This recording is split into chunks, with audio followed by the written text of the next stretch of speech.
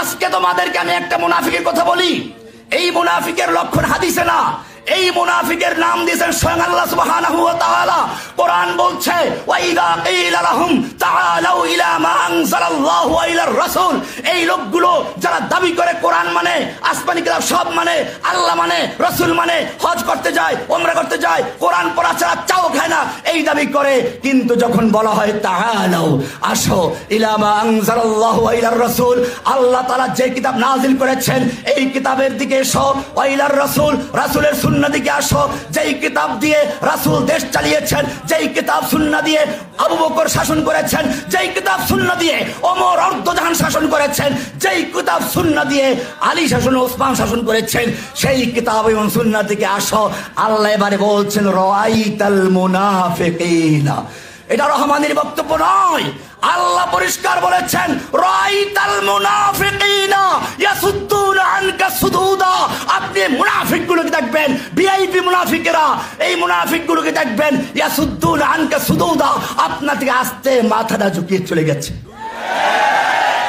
প্রত্যেকটা মাহফিলে আমরা দেখি, আমরা প্রত্যেকটা মাহফিলে দেখি প্রধান বক্তার জন্য অপেক্ষা করে, প্রধান বক্তার আগে আবার তারা বয়ান দেখে, লোকজন জানে তো, এরপরে বক্তব্য দিয়ে যখন প্রধান বক্তা বক্তব্য শুরু করবে তখন পালায়। আমার তখন এই আয়াত মনে পড়ে, আল্লাহ বলেছেন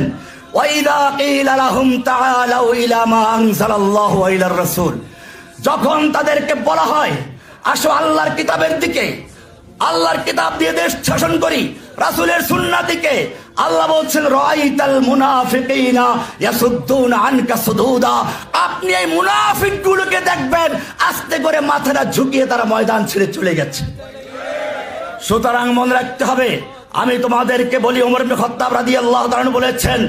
পরিষ্কার করে দিয়েছেন নাহনু কওমুন আ'আজ্জানাল্লাহু বিল ইসলাম, আমরা এমন এক জাতি যাদেরকে আল্লাহ তাআলা ইসলামের মাধ্যমে সম্মানিত করেছেন, বিশ্বের বুকে আমাদেরকে মাথা উঁচু করে সে দাঁড়াতে শিখিয়েছেন,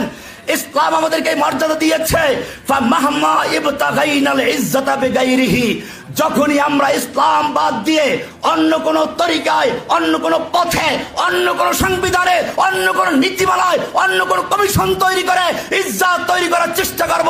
আযাল্লানাল্লাহ, আল্লাহ আমাদেরকে তখন অপমান করে ছাড়বে। এই জন্য ওমর ইবনে খাত্তাব রাদিয়াল্লাহু তাআলা আনহু আরেকটা কথা বলেছেন, লা ইয়াসলাহা আখিরু হাযিল উম্মাহ ইল্লা মা সালুহা বিহি আউয়ালুহা, এই উম্মতের প্রথম অংশ, এই উম্মার প্রথম মানে সাহাবীরা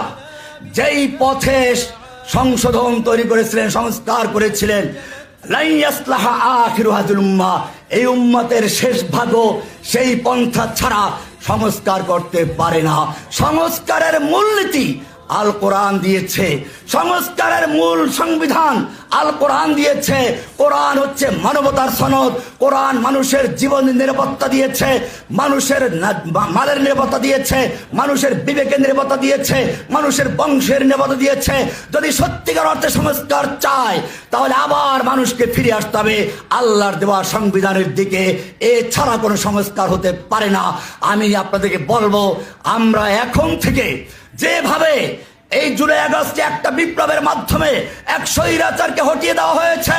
ঠিক তেমনি ভাবে আর একটা বিপ্লবের মাধ্যমে আল্লাহর কালামকে, আল্লাহর কোরআনকে রাষ্ট্র প্রতিষ্ঠা করার জন্য আমাদের ময়দানে ঝাঁপিয়ে পড়তে হবে। আল্লাহ সুবহানাহু ওয়া তাআলা আমাদের সেই